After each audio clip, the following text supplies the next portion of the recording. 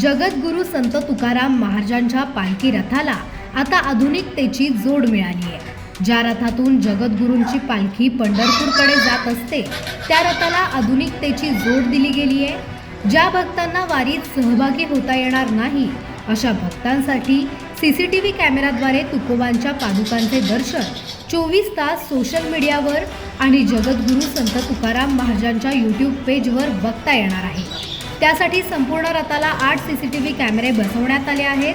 तसेच वारी दरम्यान चोरट्यांवर लक्ष राहावे व कोणताही अनुचित प्रकार घडू नये यासाठी देखील या सीसीटीव्ही कॅमेराचा उपयोग होणार आहे।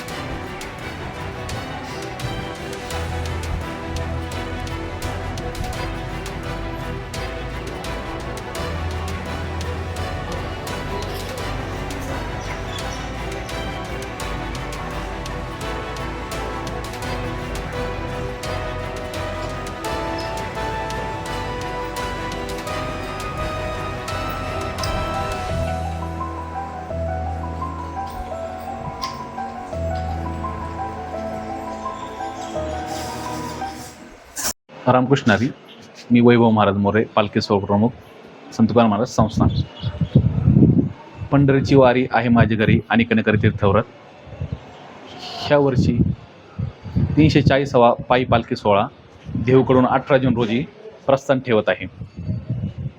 तर त्यातल्या सर्वात महत्त्वाचं म्हणजे जी पालखी आपण जात असते त्यातला सर्वात महत्त्वाचा भाग म्हणजे ही रथ पालखी सोहळ्याचा जो रथ आहे आपला, त्याच्यामध्ये पालखी ठेवून आपण पंढरपूरकडे प्रस्थान करत असतो।